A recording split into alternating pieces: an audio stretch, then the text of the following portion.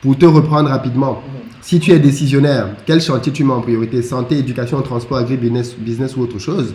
Et la sous-question de ça, c'est quel est le secteur d'après toi le plus dynamique en ce moment? Et puis on prendra la deuxième question géostratégique après. Alors, moi, j'ai envie de dire que pour avoir été à la tête de certains projets, de certaines structures et de certaines entreprises, j'ai pu comprendre la complexité lorsqu'il s'agit de prendre un certain type de décision stratégique. Parce qu'il y a beaucoup de personnes qui sont au quartier et qui disent que non, les pouvoirs politiques ne font pas ceci, ne font pas cela. Si c'était moi, j'allais faire ceci, j'allais changer le pays, j'allais. Lorsqu'on n'a pas encore géré 2 personnes, 5 personnes, 10 personnes, 20 personnes, lorsqu'on n'a pas encore eu ce genre de responsabilité, c'est facile de se dire que lorsqu'on sera à cette place, ce sera facile de tout régler. Moi, j'ai quand même eu la chance ou l'opportunité de pouvoir prendre ce type de décision-là à petite échelle et je comprends la complexité que ça représente, surtout lorsque il s'agit d'un pays ou d'un continent. Moi, je vais être honnête envers moi-même.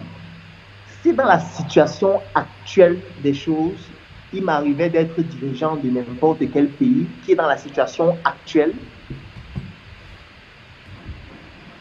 je ne pourrais pas être pertinent pour plusieurs raisons. Parce que notre économie est détenue par les étrangers, totalement. Et dans cette condition de choses-là, tu ne pourrais pas prendre une décision importante et qu'elle soit efficace sur le long terme sans que ça ne crée beaucoup de casse. Je vais prendre un exemple simple. Je vais prendre l'exemple du Cameroun. Au Cameroun, par exemple, nous importons du blé. Le blé qui entre dans énormément d'industries. Si je décide de prendre le pouvoir aujourd'hui, je dis non, désormais il faut produire localement, il faut utiliser la patate, il faut utiliser le manioc, il faut utiliser le riz, ce qu'on a localement, on ne veut plus les colons. D'accord, ça c'est le discours populaire. Maintenant, allons dans la réalité des faits et que je décide de dire dès lundi, je stoppe l'exportation du blé. Mais Philippe, c'est la guerre civile. Il Bien y aura sûr, une guerre civile au Cameroun. tout à fait. Il y aura une guerre civile parce qu'il y a beaucoup de métiers qui vont s'arrêter. Parce que les producteurs locaux n'auront pas eu le temps de produire les quantités suffisantes pour que ça puisse permettre d'équilibrer le déficit. En fait, les recettes fiscales provenant, par exemple, des recettes douanières qui venaient du fait qu'on importait, par exemple, ce produit, même si les APE ont fait en sorte que certains produits soient défiscalisés, surtout au niveau de la douane, en fait, on ne pourrait pas supporter ça. Surtout que ces pays-là, qui en général ont des monopoles dans plusieurs secteurs, parce que vous allez voir un grand groupe qui gère à la fois, par exemple, le blé, qui gère à la fois le sucre, l'autre qui est aussi dans les télécommunications, l'autre qui est aussi, par exemple, dans les BTP. En fait, ils pourront se dire, d'accord, comme vous nous avez bloqué les voies là-bas, on va maintenant aussi vous bloquer les voies dans tel autre niveau et paralyser votre économie. Donc, il ne faut pas faire des discours populistes. Moi, je ne veux pas faire du populisme. J'ai envie de dire des choses efficaces et pertinentes qu'on peut faire à petite échelle et faire en sorte que ça grandisse progressivement. Si on veut que l'Afrique se développe vite, il faut savoir qu'il y aura des casses. Il faut accepter les casses. Les casses, ça veut dire quoi? Ça veut dire que quelqu'un vient au pouvoir, il prend des décisions courageuses et que les gens acceptent de mourir pour que le pays se développe dans 10, 15, 20 ans.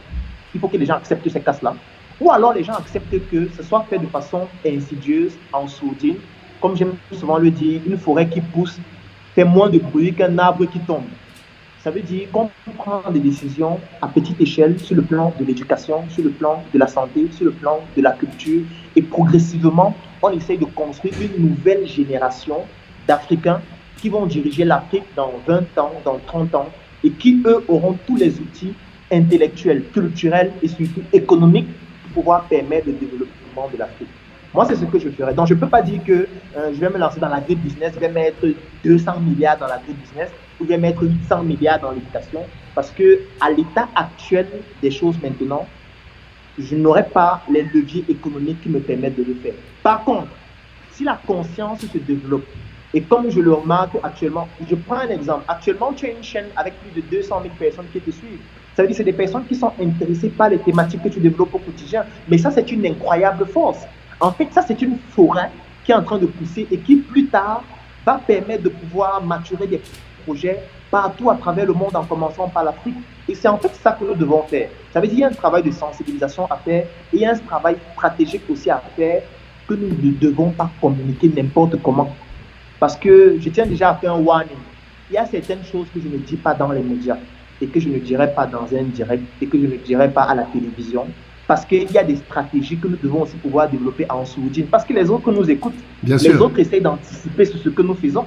Donc, il faudrait que nous aussi, nous puissions faire de l'intelligence économique et développer nos stratégies pour pouvoir les surprendre. Donc, c'est en fait ce soft power-là et ce travail intellectuel-là que nous devons d'abord maturer. Et plus tard, ça permettra de pouvoir développer tous les secteurs. Si tu as aimé cette vidéo, alors tu vas adorer mon coffret VIP.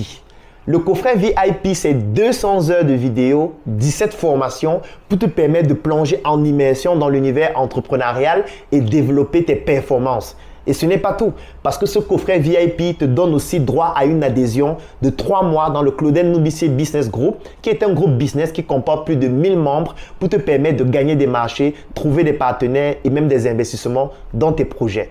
Si tu es intéressé par cette opportunité, clique sur le lien dans la description de cette vidéo ou tout simplement contacte-nous afin de pouvoir bénéficier de cette opportunité exceptionnelle. Rendez-vous dans le Claudel Noubissier Business Group.